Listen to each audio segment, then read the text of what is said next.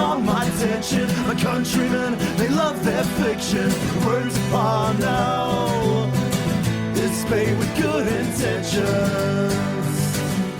Welcome to 1 or 200, the independent media and politics podcast. I am back in the hosting seat today. Thank you to Philip for last week for picking up that mantle, joined by another full suite of co-hosts. How's Wellington doing, Stephanie? Bit grey and rainy and terrible, and everyone's very sad. Wow.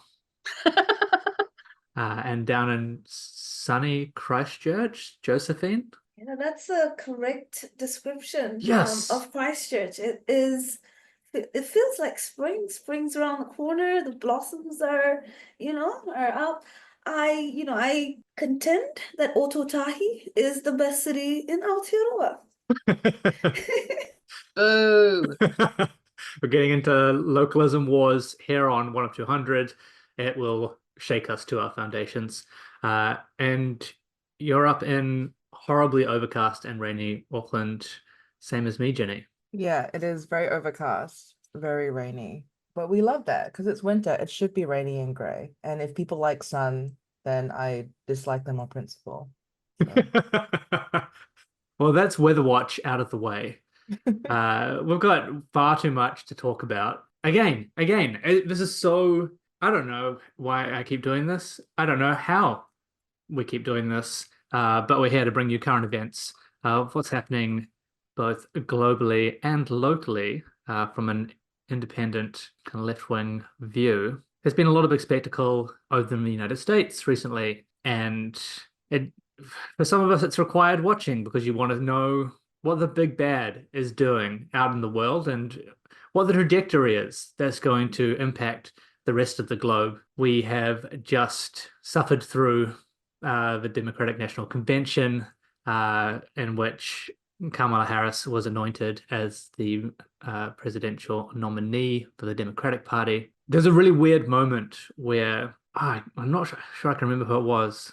It might have been her partner, or it might have been Waltz, said, unlike the Republican convention where they just gave Trump the nomination, this one was different somehow.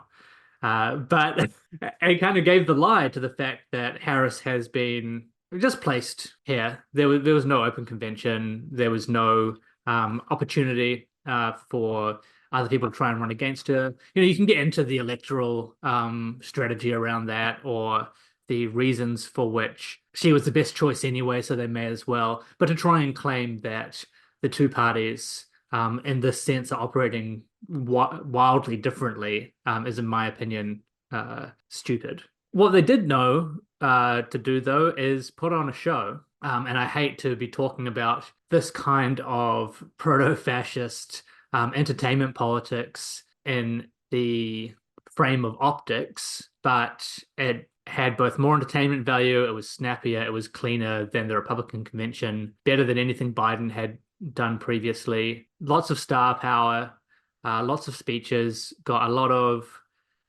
normal Americans, I guess, in scare quotes, to share their stories on stage. People have gone through horrific things, honestly.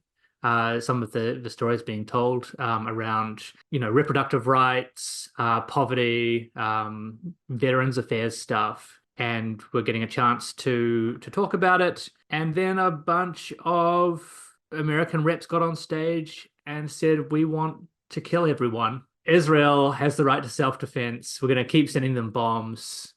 We're going to do that in other countries too, probably, because, and this was the most insane line of the night, Kamala Harris said, I'm going to make sure that the United States has the most lethal army or armed forces in the world, or ever. And that's not something that anyone should want to hear. I don't want to hear that. And most other countries, I probably don't want to hear that either, given the relationship between the two. But Josephine, you were watching keenly, or at least criticizing and analyzing what was happening there. What was your take?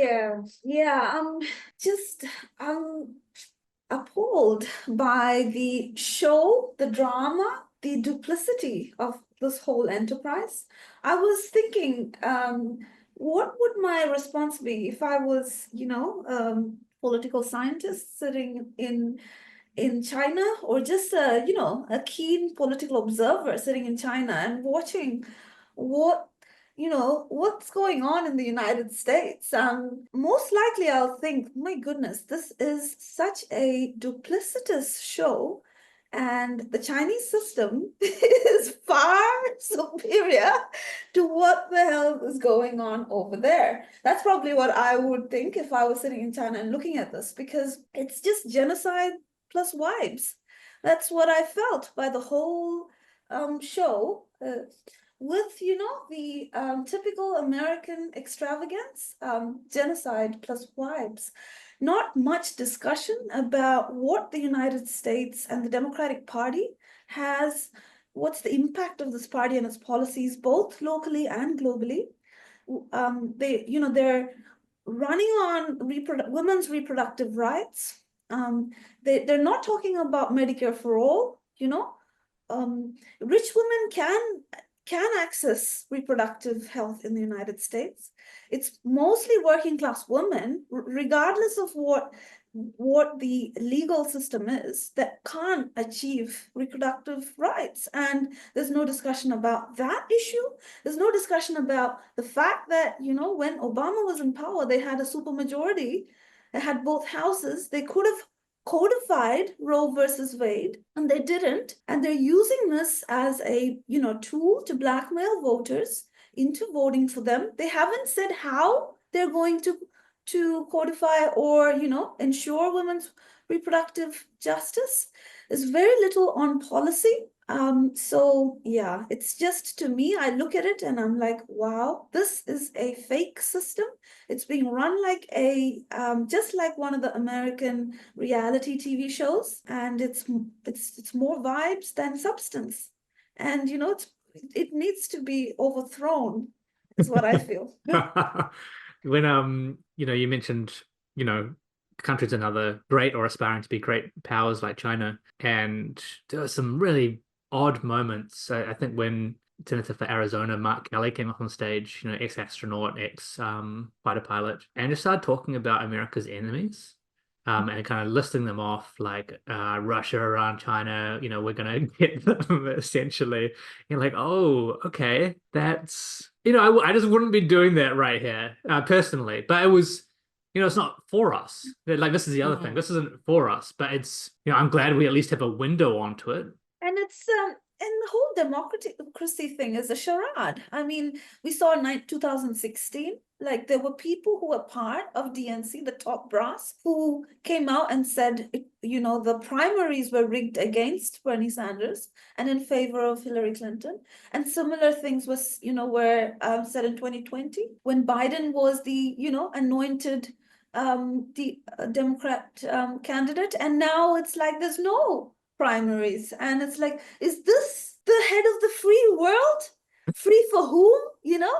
Just outside the Democratic conference, there were the Palestine protesters, but there were also another protest happening with a group called Poor People's Army, whose speakers I saw on a video from a channel called Channel 5, and they were talking about these issues, that the Democrat Party has been waging a war on the poor, and this is not being discussed. The fact that they have been, all their policies favor effectively the donor class. There's this wild moment from Chris Cuomo on the floor. I don't know if any of you saw this little video, but he's, a news presenter. He was out there on the Democrat convention floor, and had a little bit of back and forth with the people in the studio and him about what was happening in the policy world and what was happening in terms of working class people. And he goes, point the camera up there, and the camera scans up, and he's like, those are all the paid for media boxes and like donor boxes. They start at $500,000 each. And for about 2 minutes, he just went in on the fact that the donor class and corporates own the US political system. And it was wild, because Chris Cuomo he's not a leftist, not even close. He was like, our company is a big corporate, and we're not even up there. think about that. Think about like who is represented here and who this is for, and who politics is for. Can I say one more thing? I was some of the highlights were, number one, everyone thanking Joe Biden. Now let's look at, just for like 30 seconds, let's think about Joe Biden's history, right? In the beginning of his career, he says he's open to be, this is his words, prostituted by the big donors. So he's already, all the time, he's open to lobbying and the interests of the donor class. He was, he's called Crime Bill Joe for a reason. He was one of the architects of the crime bill, which led to the mass incarceration of Black people in the United States. He was all for the neoliberal policies, which, decimated the working class in the United States. He was the biggest advocate for the Iraq War in the Democrat Party. And he was the one convincing Democrat Congress people and Senate people to vote in favor of the Iraq War, which led to 1 million deaths. He was one of the key players in USA's interference in the Ukrainian politics, including the militarization of that region, which precipitated this conflict. And now he is one of the facilitators of the genocide in Gaza. And this is the guy they are all paying tributes to, including AOC, including, every speaker is like, thank you, Joe Biden. Yes, thank you, because he represents the unvarnished face of the US oligarchy. We must remember, this is not a democracy. It is, to me, the best example of an oligarchy and arguably the most corrupt system when it comes to scale on the planet. Yeah. And you'd know all of this about Joe Biden if you read Yesterday's Man by co-founder of 10200, Branko Marcetic. I just wanted to sum it up. I think the DNC is kind of the perfect encapsulation of American electoral politics, because the vibes, as Josephine says, the vibes were amazing. Having Little John performing Turn Down for What live during the Georgia roll call, I mean, you could feel the buzz and the hype. And that is really important, because turnout is basically what determines US elections, because their system is so broken. If they can get people hyped and excited, if they can get people door knocking in Georgia with Turn Down for What and From the Window to the Waltz in their head, that's going to be a huge difference maker. But then they also have to be like, so now you've had your good little vibes, now let's get a whole bunch of cops out on stage, just so you can remember that nothing is fundamentally going to change. It's going to feel like change, but fundamentally it's not going to be. And I think that, I doubt they did that deliberately, but that felt very much how the whole thing was pitched, is you could either take away the warmth and the beauty and the joy, and joy is really important in politics, and seeing little Gus Waltz crying because his dad was talking, and Tim Waltz, amazing, but they're not going to change anything. And so campaigning on the idea that they're going to change anything is clearly not what they're actually there for, which is really depressing ultimately, because you see so many opportunities where they could go, so now we've got this joy and now we've got all of this head of steam. We could actually nudge the dial a bit away from the conditions that make it probably inevitable that Kamala will win, and then the next president will be an even worse Republican. Yeah, like Trump, but without the clownishness. God forbid the world will end. But yeah, just American politics is such a head spinner.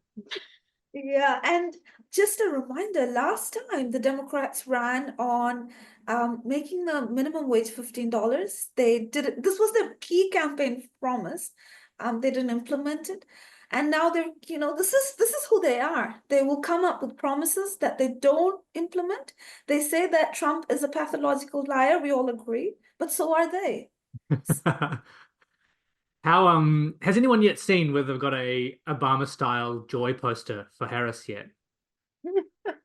Because it feels like a retread, right? This is what they're trying to do. They're trying to, alongside having the kind of more folksy older white male VP pick, they're going for a proper Obama 2.0. And what happened at the end of Obama was Trump. So I think you're absolutely right in that if they take this, whatever energy they're able to drum up among the American electorate, with whatever promises they end up making, because they're kind of implying promises at the moment. Harris was on stage yesterday, was saying she'd sign some bills, maybe, but not talking about any outcomes particularly. Not making any promises around minimum wages or Medicare for all, things that would actually impact people's lives positively. But they take all that and then don't, Mm-hmm. And things are going to get bad. I just wanted to give us a tiny note of hope, and that is entirely condensed in the form of Sean Fain, the head of the United Auto Workers, who always has impeccable merch. At the DNC, it was a T-shirt saying "Trump is a scab, vote Harris," which is energy I'm here for. But then, having addressed the DNC, the UAW also put out a statement calling for actual action on Gaza and an actual stance from the Democratic Party. So I think there are people and groups within the Democratic Party who will be pushing for that more progressive action, and who will be using the vibes and the joy to say we can actually do better. And so I am here for that. And also Sean Fain is just the best name for a union leader ever. It's like, who is writing this season of American electoral politics? Because it is bonkers. Yeah, I think, as always, it's going to come down to whether the working class can organize and force change, right? And how much of a death grip or death drive the presumptive leaders in the Democratic Party and that wider apparatus have on electoral politics, and whether they just choose to blow it all up, or whether workers are able to put together enough power that they can actually do something about it. And let's also remember who Kamala Harris is. Like in 2020, she ran in the primaries, initially supporting Medicare for all. She's always been a darling of the donor class. Currently, Wall Street and big donors, overwhelmingly, if you look at the majority, they support Kamala Harris. Of course, Trump is also pro-wealthy, but for the donor class and for the military industrial complex on Wall Street, they actually prefer the respectability, the sophistication and the predictability of a candidate like Kamala Harris over the unpredictability and vulgarity of someone like Trump. So she has emerged as the favorite within Wall Street donors and those big lobbies as well. Of course, there are some exceptions. But this is her history. She flip-flops. And if you look at her history as a prosecutor, she has been like, a very bad cop. She kind of encapsulates some of the worst aspects of the United States criminal justice system, locking up single mothers for their children, not going, for truancy, keeping people in jail for prison labor. All these things are in her track record.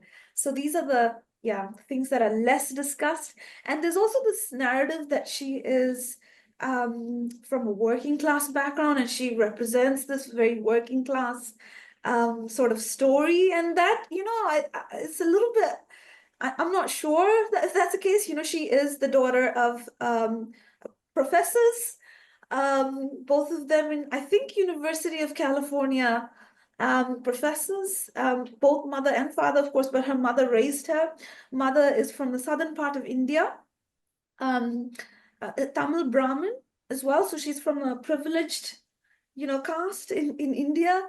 So it's like the narratives are just making a different picture than the reality. She did have a pretty good privileged background, middle class, upper middle class kind of professional background, parents. And as we see that genocide plus vibes kind of being dictated to a large extent by lobbyists and the donor class and big corporates who want to ride this wave, right? And it includes in the Middle East and places like Gaza, where they're already trying to snap up contracts for oil exploration. It's horrific. We're starting to see a cataclysmic shift here in New Zealand as well, towards something closer to that system.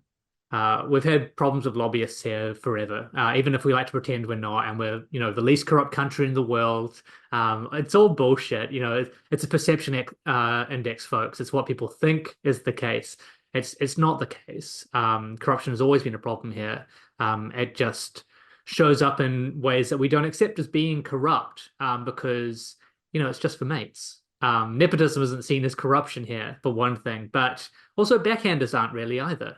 And the promise of work after Parliament isn't seen as being corrupt. But with this current coalition government, that's just spiraling into the heavens. It's all coming out into the open. Any number of ministers have clearly evidenced links to different lobby groups and big corporates for whom they are clearly creating and implementing policy. One of the big stories this week was the continuation of the Casey Costello. I'm going to call it a scandal, but it's barely being treated like that, for basically putting through Philip Morris policy, tobacco company, that they've been wanting since 2017. And then trying to pretend like it's not. And the headline I saw today was Casey Costello brushes off the claims that she was affected by Philip Morris lobbying or some shit. What's even more wild about Casey Costello is she's also part of Hobson's Pledge, another far-right lobby group that's anti-Maori and anti-treaty. Most recently published a full front page ad rife with disinformation in the New Zealand Herald, attacking Maori customary rights. That everyone's gone over that in far better detail than I'm going to right now, about how it was outright lies. But you've got a number of people. She's not the only one. We've got a number of people throughout the National Coalition government. Many of them that we know about are in ACT and New Zealand First, the coalition partners. And media here, while they're reporting on the more egregious stuff, I'm not going to say there's no reporting of it. We are seeing some of these stories. They are not following up like they have on far more minor issues when center-left and left-wing politicians have been involved in, and I wouldn't even say these kinds of things, because the things that left-wing politicians would have to leave, get fired for, have to leave their roles for, are just minuscule in comparison to what is, I would call, outright corruption among our government members of parliament at the moment. So we've seen this sudden shift. Ginny, are you able to kind of take us through how some of this stuff works out of the public eye? Cool. Yeah, totally. Just to be super clear to anyone who's listening who's never heard me on this podcast before, I'm not a tobacco lobbyist. I am not an ex-tobacco lobbyist. I just wanted to make that super clear. I sort of am part of a larger ecosystem of companies that get engaged by groups like Philip Morris, for example. And just I guess in terms of letting you know about what the ecosystem looks like, there are a whole lot of people that have to be consulted if you are a manufacturer of a product that is a taboo product. And I'm going to say things like, like Lotto, for example, anything that encourages gambling, anything that involves negative effects to people's health. If you are a company who makes those products, you obviously can't just be like, buy my stuff today from Countdown. It's great for you and your kids. The way that you have to approach marketing your products is extremely nuanced. And I'm just gonna be honest with most people, it comes down to something which is often called in the industry behavioral change frameworks. So this is sort of like when you go to, if anyone has ever watched Mad Men, and they have that one scene where they bring in a psychologist for one season who works for a market research firm. And she surveys all the people in there all the time. And she goes, okay, here are what these 20 anonymous survey people said about Lucky Strike. Here's how we can make a Lucky Strike ad that will cater to these unwilling purchasers or people that don't really know about Lucky Strike. And just imagine this compounded across a bunch of different industries, right? Whether it's gambling, whether it's horse racing, if it's betting, if it's tobacco, especially if it's alcohol, there is always some sort of study being undertaken constantly to market to a consumer that hasn't touched the product yet. And for most of these industries, it means skewing younger and younger and younger. And they'll call it things like how to future-proof alcohol for the next generation, for example, which really just means how do we sell alcohol to kids? And we see this all the time, and it's this kind of thing we call in industry reframing, right, of the question. Because no one wants to say, how do I get kids to buy Lion beverages? It's how do we make sure that we have options that are not as harmful as the original image of my product in your mind? Because if you think about industries like tobacco, especially, everyone's like cigarettes, lung cancer. The association there has pretty much been there since the 1970s. We know that cigarettes and tobacco kill people. This stuff kills people. And so over the past 10 years or so, there's been a really huge industry reframing to something called heated tobacco products, smoke-free products. But in reality, the word smoke-free for a brand like Philip Morris doesn't mean cessation of smoking. It means vaping, right? It means something that doesn't look like a traditional cigarette, but still carries tobacco in it. And even though we have been previously as a country the pioneers of what I would call, quite frankly, incredible revolutionary smoke-free commitment as a country, obviously that's gone now. That's just been thrown out. Baby's gone, bathwater also gone, bathtub also gone in this situation. But obviously, since we've had the smoke-free thing in for a long time, if you're a tobacco brand and you operate in New Zealand, that's like a death knell, right, for your company. You have to find ways around it. You obviously will never stop selling cigarettes, but you have to go, okay, this country is smoke-free. What can I sell instead of a traditional cigarette? And for Philip Morris, that's been HTPs, heated tobacco products. So this is sort of like, they look like vapes. People will say that they're super distinct from vapes. But the science behind the health of these products is that they are not much better for you than vapes. Like, it's a negligible difference here. So essentially you are going, okay, if I can't sell my cigarettes, how do I reframe the selling of my heated tobacco products? If we know that cigarettes cause cancer, how can we get these tobacco products that are sort of cigarette adjacent into the market?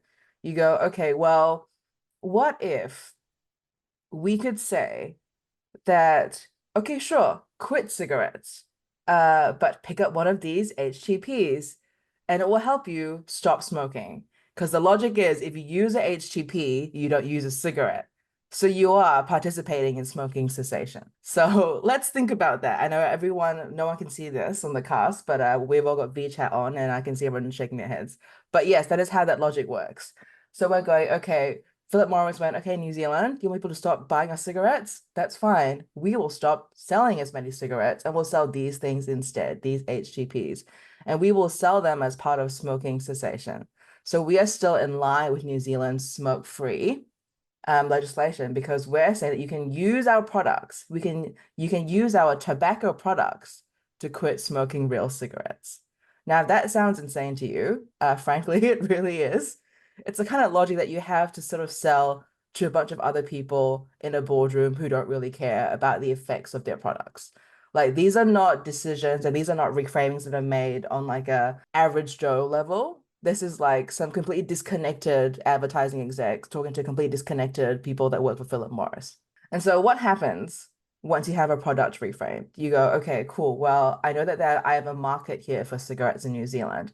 How do I, as a company, move people off my cigarettes onto these HTPs? No one knows what they are. They're probably also really pricey.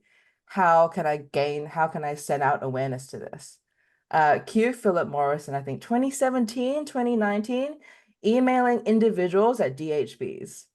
Yeah, we're talking emailing individual people at DHBs going, hey, so we know that you have people that come to you to quit smoking. Have you considered putting them on to these smoke-free products that we've got in the market, HTPs? So let's talk like a 7-8 year time frame where Philip Morris has been literally approaching people that work at DHBs, and I don't mean on like a group email, like individuals. Like, this is coordinated like a sales marketing campaign. This is like cold outreach on LinkedIn. You are a tobacco company emailing health professionals going, have you thought about maybe recommending our products to people that come to you? And obviously back then the resounding answer was no, because why would you, in your right mind as a health professional, encourage people that come to you to use these tobacco products? You wouldn't. But that just means that over time, Philip Morris develops separate products that look less and less like cigarettes, but maintain their threat to your health. Like, I know you guys know about Zyn, but like Philip Morris produces Zyn. It's like a completely smoke-free product, but it's like a chewable kind of thing. Oh yeah, you put Um, it under your mm. yeah, lip or something like that. Yeah, It's I've kind heard of of like what this. you used to do to original tobacco, right? Like back in the Wild West. Yeah. It's like Yeah. a return to form, but it doesn't look like a cigarette. So we can still call it smoke-free, and the word smoke-free has become a catch-all for these sorts Right. of products in the tobacco market. But I Which just is want ridiculous, which is ridiculous. But once you see our coalition government going, okay, you know what, forget it, we're going to do away with the smoke-free, the reframing around tobacco and smoking and stuff, the infrastructure is still in place because Philip Morris has had to maintain that branding for the past 7 years. Like, we are smoke-free, we do this, we only sell this, we don't sell cigarettes anymore. And so what happens when you have an environment like that where you had a closed market and now it's suddenly open, but you don't want to be shown to be parading cigarettes around again, but you still have to increase demand. What do? You start small because you realize that the backbone of the people, the backbone of your purchasing community are people who are really, really struggling with a lot of the side effects of this. You're talking long-term addicts, people that have to buy cigarettes. And what do you do now that you've had this restriction removed from you? What do you do?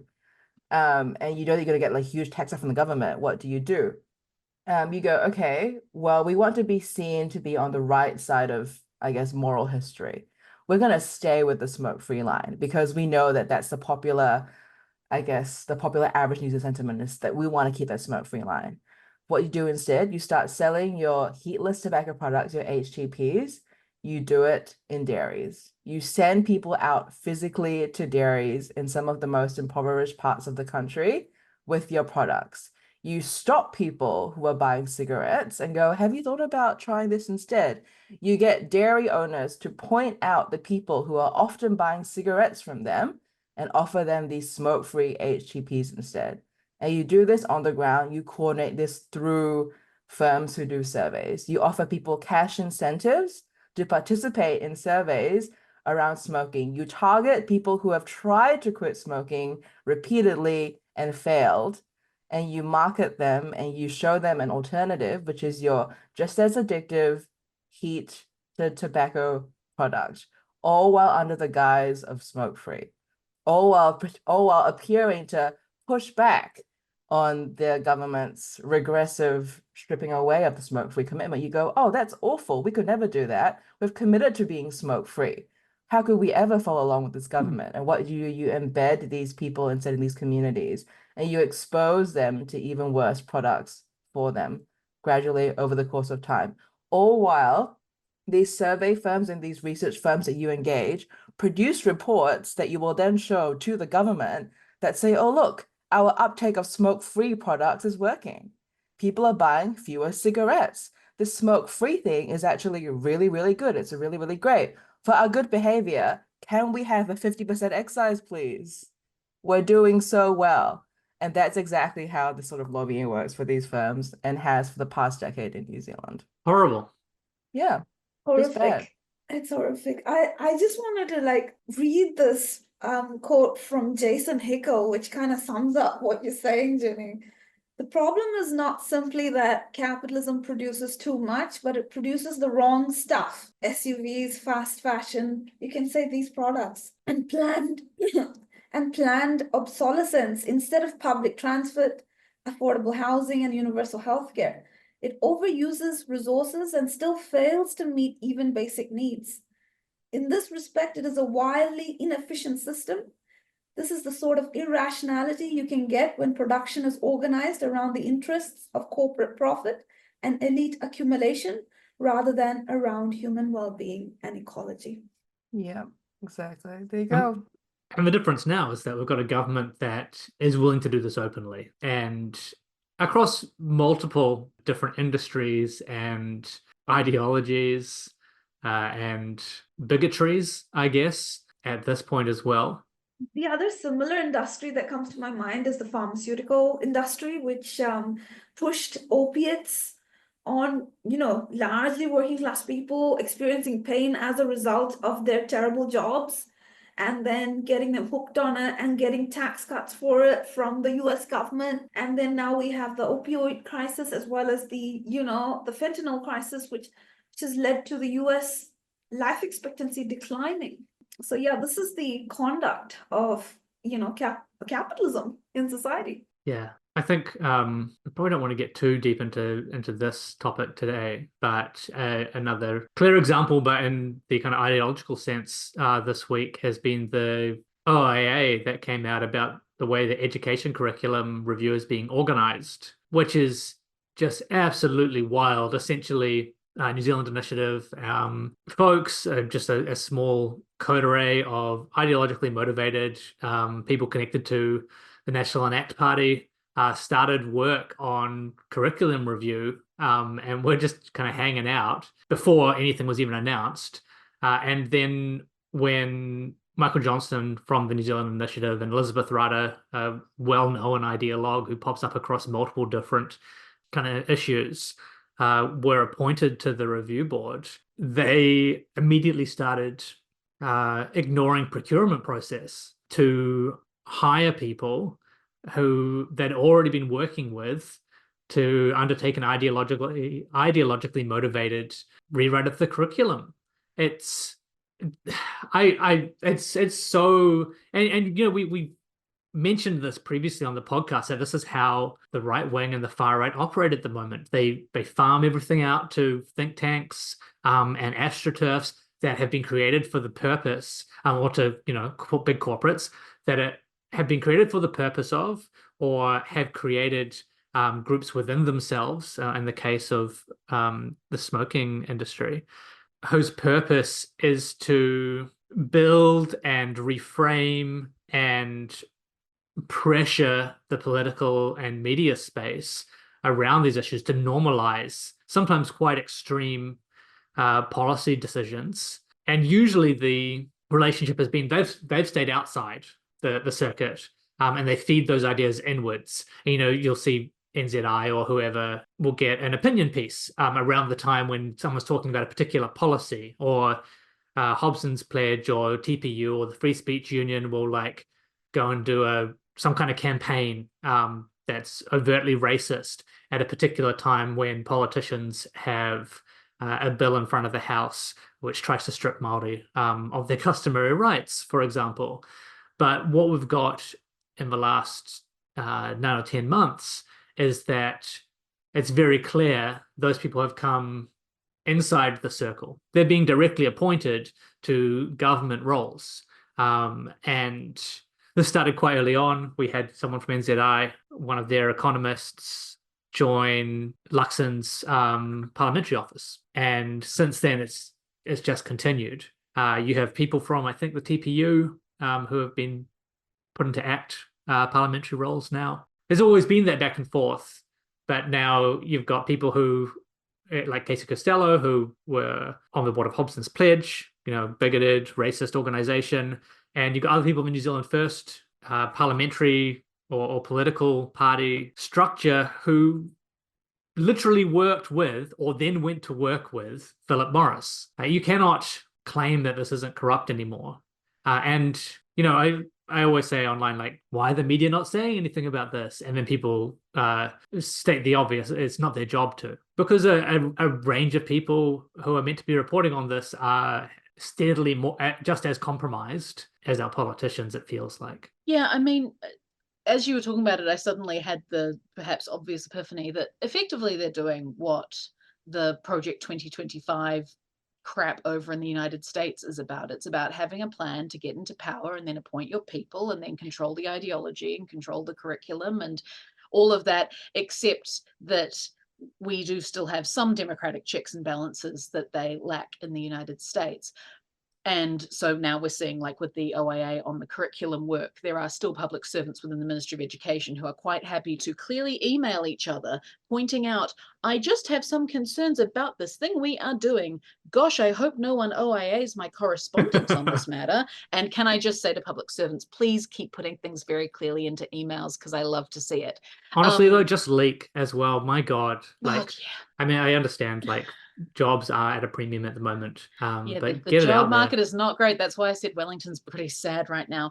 But I think going to the point about media, there's also a problem where, I mean, one, Hobson's Pledge can afford full wrap ads on the New Zealand Herald, and God knows the New Zealand Herald needs the advertising money, apparently. And they're not going to expose groups like the Taxpayer Union and the Free Speech Union, because that's where they get a huge amount of content from, because the Taxpayers Union is very well funded to do OIAs and to work up stories and to then go, look, I've done the journalism for you. And frankly, it's been a dereliction of duty for decades now that people have just bought that, because there's a really juicy story here. If you actually did like some good data viz about all the connections between the Taxpayers Union, the Free Speech Union, all the other little groups that purport to be proper democratic accountability measures, there's a real story about how it's basically 6 awful people in one trench coat pretending that they represent the views of New Zealanders, or that they represent real principles. But no one wants to do that, because if you piss off Jordan, he'll stop feeding you stories. Embarrassing that you're like at the at Jordan's trough, fucking gobbling up his slop, and that's why you won't investigate what's happening here, or hold people accountable, or even push back. And it should be appalling to us. It should have been more of a thing before the election. Hey, Casey Costello is in this position on the list. Do you know that Casey Costello is connected to all of these different groups which purport to be democratic, but actually have very clear financial ties to really dodgy corporate interests? And yet it never comes out. It's just kind of like, oh yeah, she was connected to this lobby group. And your average punter who's not listening to one of 200 on their weekend is kind of like, that person doesn't exist. That person doesn't exist. I guess she's, sorry, everyone is listening to one of 200. At least that's the way it will be when we take over, when we institute our Project 2025. It's one of 200 in every classroom. But it presents a very kind of bland idea of what it is to be involved in Taxpayers Union or involved in Hobson's Pledge, and to just say, oh, they just have concerns, and to never point out that their concerns are bullshit, or that their agenda is really transparent. So I just find it so depressing, because again, as I said about the DNC, you can see the opportunities there. The opportunity for a truly scandalous expose about all the shit. I mean, bless Nicky Hager, he does amazing work, but one thing he kind of isn't great at is doing almost tabloid level connecting of the dots. Like he goes for respectable, well-researched, well-cited writing, and that is amazing, but it's not the thing that gets the punters talking around the water cooler at work the way you see with, as you said, Kyle, anytime it's a leftist or a left of centre person. I mean, God, how many articles did we get about Nanaia Mahuta's husband maybe getting work he's qualified for?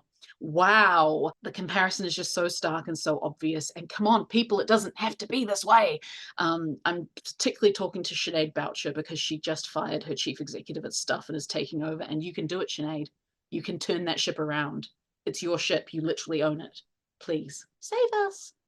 I'm not pinning my hopes on it, but I'm just saying it could happen. Look, it could happen. Problem is, she hired the previous CEO. I think that the education curriculum in a country like New Zealand is just really ideological as it stands. It doesn't talk about anti-colonial movements in Asia, Africa.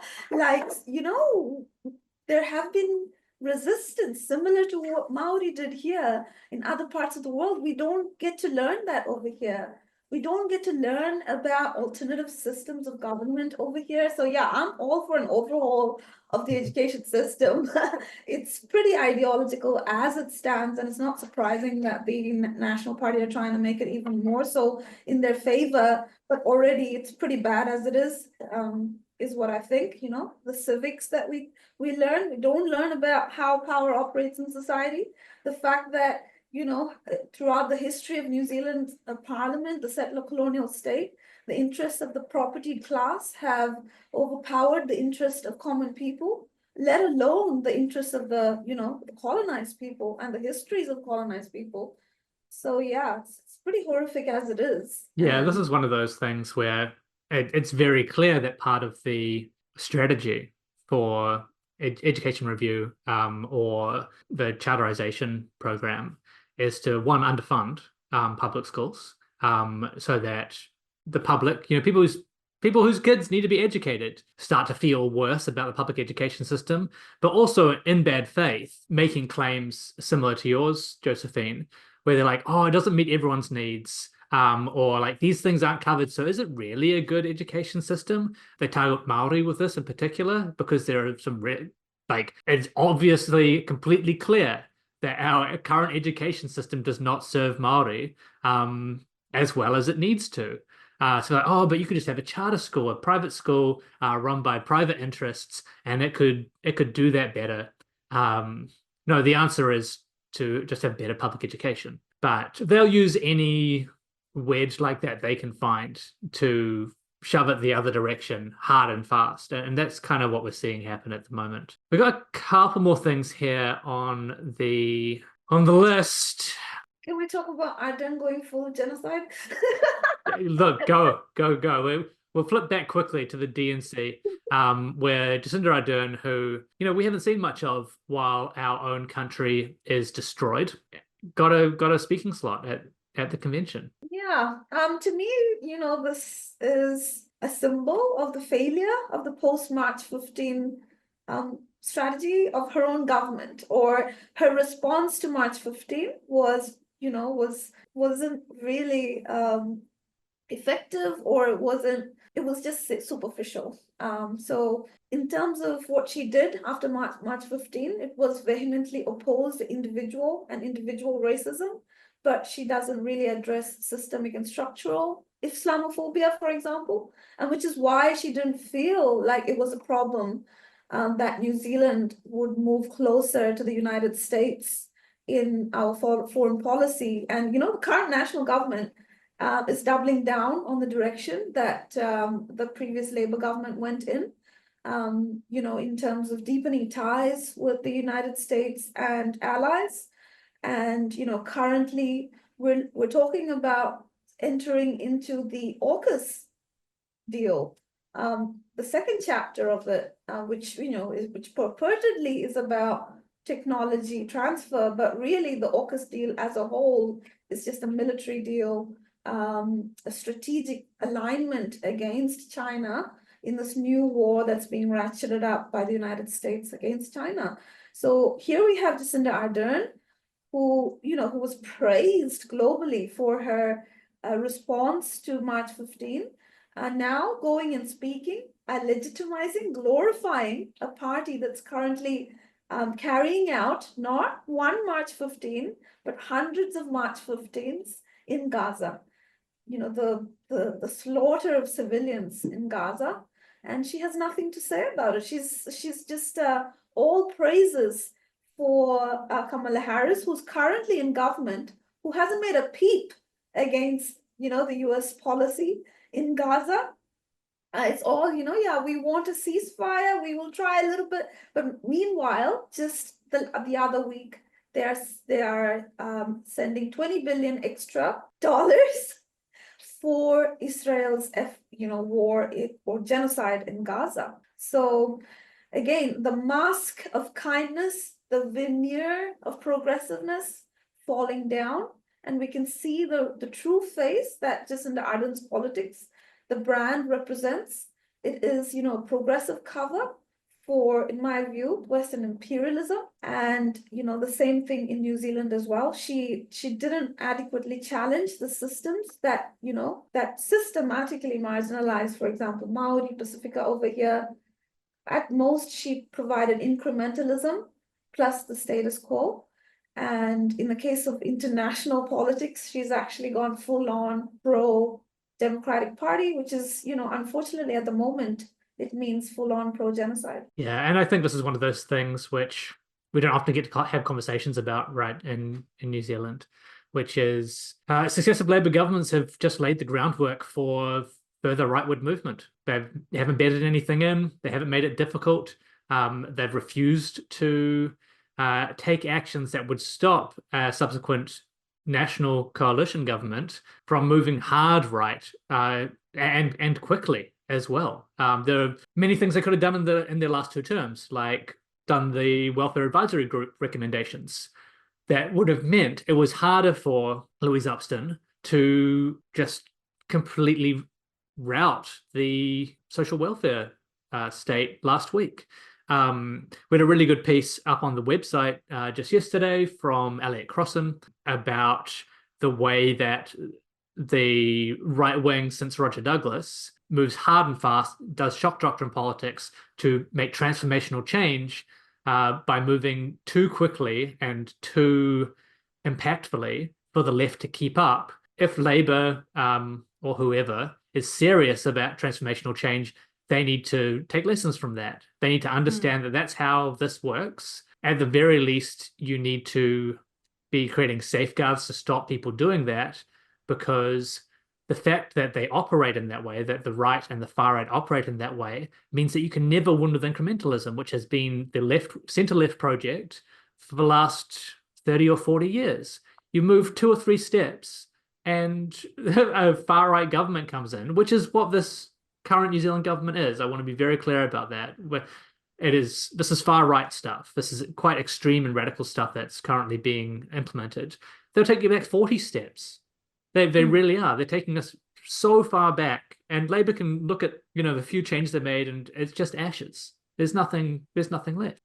I think there's a thing I always talk about in terms of concepts like solidarity or kindness, and of course Jacinda Ardern is kind of emblematized by the idea of kindness and being a kind governor. But kindness, in the way the New Zealand Labour Party has embraced it, is a very passive thing. It's just like, well, we're going to be really nice to you while not actually addressing the status quo or fundamentally shifting anything. We're going to be kind about it. We're going to say nice things as we continue to let MSD absolutely treat beneficiaries like crap.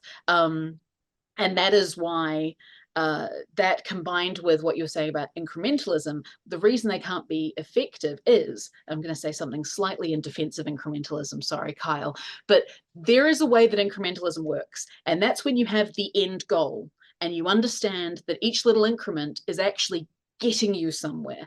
Labour, and to an extent sometimes the Green Party, have been very much focused on the idea that the increments is what matters. Like, look, we got an increment. Time to go home and have a cup of tea, as opposed to understanding that you need to have a long-term project and you need to have a long-term vision. This is why actually I've always been kind of confused at the concept of third-term governments running out of steam. I'm like, but do you not have a broader ideological project that you're actually continuing to push for? Because you can get a lot done in 9 years in government, but if you haven't achieved full socialism, then surely there are extra steps you could be looking towards. Obviously, it's just that people get complacent when they're in positions of power on really nice parliamentary salaries. And they don't want full socialism either. And they don't want full I mean, obviously, the man behind the curtain is we don't actually want full socialism. But it's that that embrace of kindness actually feels really cynical to me now. It's the idea of, being compassionate, being more positive.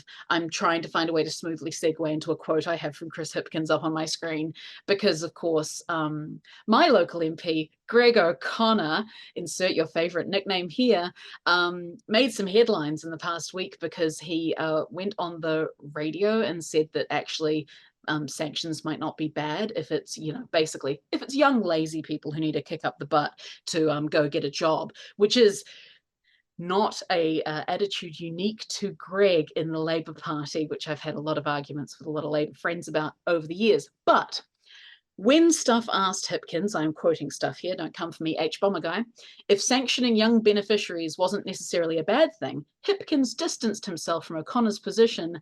That's not necessarily a comment I would make, he said. I think sanctions, I would put them last on the list. I'm not saying there's no place at all for them, but I would say that I think we should be more focused on, positive encouragement to get people off benefits. It's fucking kindness again. It's the idea that we need to gently bully people off benefits, because being on a benefit is just inherently bad. Paid work is the only way your life has dignity. And obviously we don't want to be mean about it. But we're certainly not going to ever challenge the idea that being on a benefit is inherently bad and degrading, and no one should ever be on a benefit, and you should be forced into any kind of work we can make available for you. And I desperately hope that they have a plan for McNulty to roll him in the next year or so, because Chris Hipkins cannot lead an election campaign against Christopher Luxon. Again, he cannot do it. No one is turning out for that. You could have Little John show up at the Labour Party Congress in election year, and you're still not getting people turning out for that party. Yeah, and what you're just saying, Steph, that is, there's a difference between individual, interpersonal kindness or racism, and structural racism and kindness. So yeah, I can be a kind leader, but my policies will maintain beneficiary sanctions. My policies will, follow the logics of neoliberalism, which needs, an army of unemployed people so that the capitalist class, the employers are more empowered to reduce, lower wages and, to have a greater say on, on the lives and the destinies of working class people. So they're not challenging the logic of capitalism or neoliberalism. They're operating on it, plus vibes and kindness, which is exactly what I think Kamala Harris kind of represents. So on the one hand, and I think this is a criticism not only of Labour, but I would say of the Western left as a whole, where when we talk about anti-racism and anti-racist activism, especially in the last 30 to 40 years of neoliberalism, it has been limited to interpersonal racism, saying you're a racist, or and so you're excluded from our movement for the entirety of the rest of your life.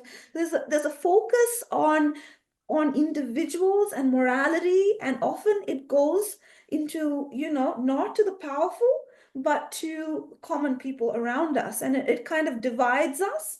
So yeah, the response to March 15 is, oh, this guy is evil, but what is the connection between this guy's ideology and Western foreign policy? Because Western foreign policy is operating on the same logic, right? Everyone for example, what Israel is saying is everyone in Gaza is fair game because they're Hamas or they're terrorists or something like that in their idea, right? And you can see so many parallels. You can't really separate the ideology of the ultra right and the basic logics and principles upon which Western foreign policy operates. Well, just to go back as well, it's not just foreign policy, it's domestic policy, because absolutely, in the last couple of weeks, we've just had this information come out that Nicole McKee, who is now in Parliament, ex-gun lobbyist connected to the firearms industry, bragged about lobbying the government not to close the loophole which allowed the March 15th tragedy to occur. And that's fucking insane. Like, she should not be in Parliament. She should absolutely just be gone from that role immediately. Immediately, as soon as it has come out that she is in large part responsible for lobbying Paula Bennett to get rid of that piece of, or not close that loophole that allowed the purchase of those weapons that caused one of the worst modern day massacres, acts of terrorism in New Zealand. How is she still an MP? And again, to go to the dereliction of duty by our media, I saw reporting of this in the last couple of weeks, and I'm not going to say which outlet because I can't strictly remember who it was, but if it was you, you know who you are, that literally turned it into a he said, she said, where it's like somebody says Nicole McKee is a gun lobbyist who who advocated for this. It's like, that's a really verifiable fact, people. It was pretty high profile at the time, kind of a big issue y'all were talking about. It didn't even name the organization she was head of. It left this impression that, oh, well, people say Nicole McKee's a gun lobbyist, but who can say? It's certainly too much effort for us to just Google her name. Like, I was absolutely flabbergasted. What our discussion is pointing to, in my view, is that, incrementalism fails if the incrementalism is along the logic of neoliberalism.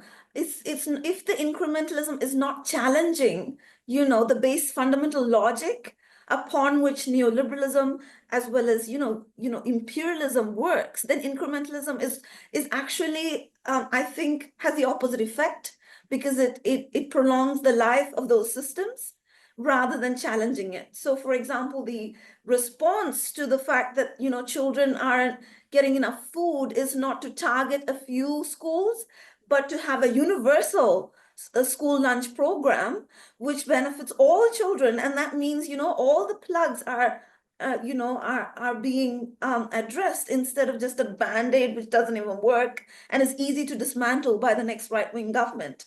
And the solution to the housing crisis is not a public-private partnership, but actually social housing, which actually it's attacking the roots of the logic of neoliberalism. So incrementalism, which doesn't challenge those logics, is as good as not doing anything. It just prolongs the status quo. So yeah, absolutely. And I think it even goes a bit further, and I'd say it becomes a justification for the status quo, because if even Labour with a supermajority aren't going to challenge the fundamental idea that a benefit sanction, i.e. taking an amount of money that's already not enough to live on and cutting it as a punishment for not showing up for an appointment, if Labour can't even say that that is wrong, that taking an unsurvivable amount of money and making it less, literally taking food out of people's mouths, is unacceptable, then why would anyone, again, the people who sadly aren't listening to 1 of 200 every day,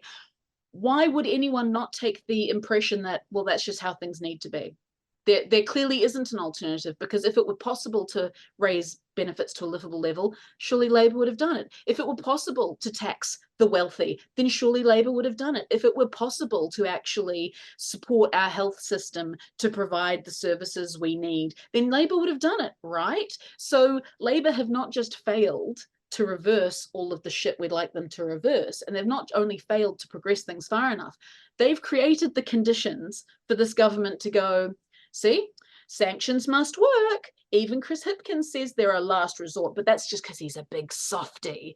Like, they've made it worse. And this has been a thing that I get ranty about, because I feel like I've been saying it since Phil Goff was leader of the Labour Party.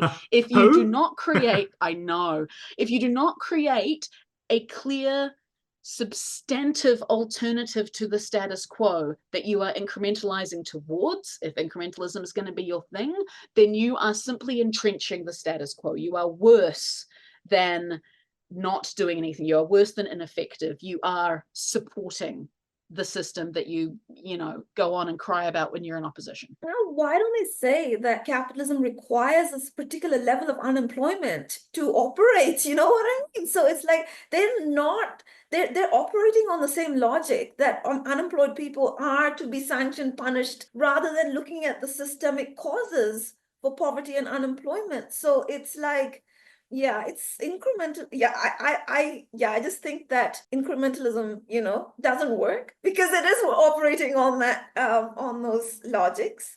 And, if we are saying, for example, universal school lunches, maybe it's not incrementalism. Maybe it's something more, right?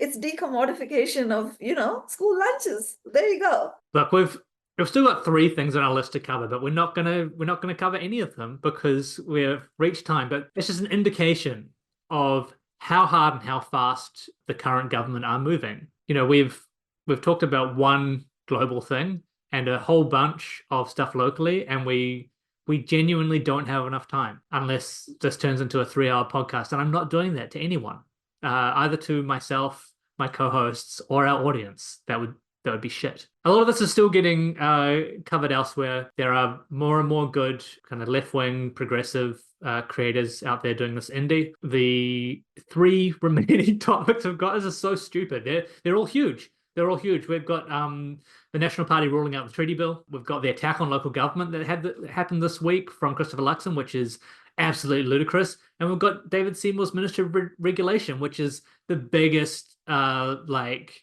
frothing scam in Can I decades. just, I have one really funny thing to share on that. I All right. promise I'll be brief.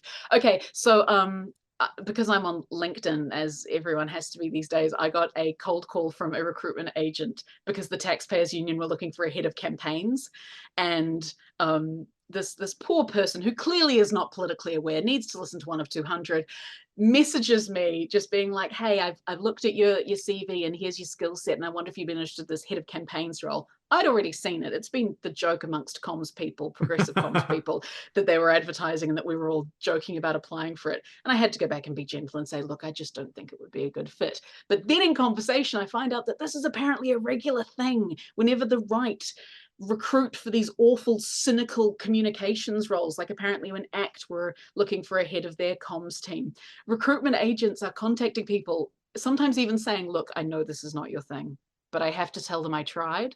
Because no one wants to work for these guys and their awful agenda. Nobody competent and principled wants to do it. That's why they have to drop ship in from the UK and the US constantly. Yeah. And Australia. They are bringing some of the worst people over from those countries who are already deeply involved in other think tanks. They'll come over That's why they have to and offer those intern salaries. with TPU and just import that horrible ideology. And they have to offer those huge salaries because A, no one good wants to work for them, and B, the people they're bringing in are used to private sector pay gaps. Just Pay a rates. reminder that New Zealand topped the list of countries for ease of doing business.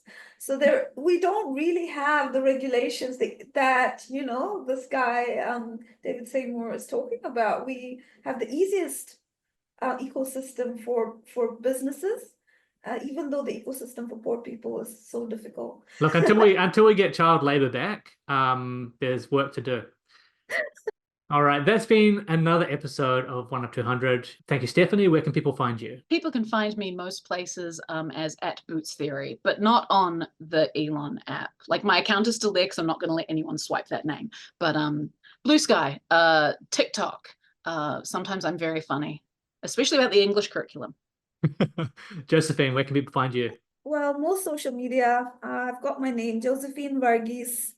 And so you can Google it and find me on Twitter, on Instagram, and yeah, those 2 are probably where I post politics the most. And Ginny, how about yourself?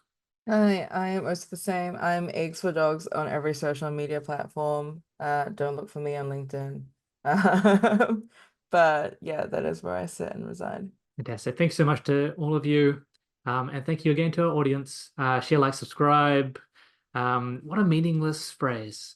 Go and talk to people and organize and join things and join the fight back against this government. Do everything you can to force the leadership of the organizations that you're working with to actually fucking do something. If you know you're connected to Labour or the Greens, or the unions or any civic infrastructure, because God, it is quiet out there at the moment.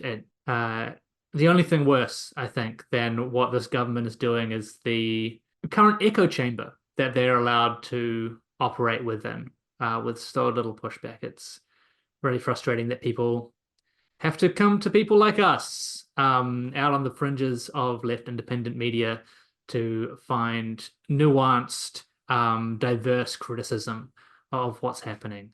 What a fucking shame. We'll catch you next week with another episode. That's been 1 of 200. If artificers are then I'm living a pointless life, but learning all your lessons. Fucking politics, there's no distinction. The road's apart now. It's paid with good intentions, and I'll admit that I'm at a loss for what to say when they criticism cost me ought to stay. 'Cause I live amongst the people every day. This vindictive, forgetful fucking rain. It feels like we're on the road to hell.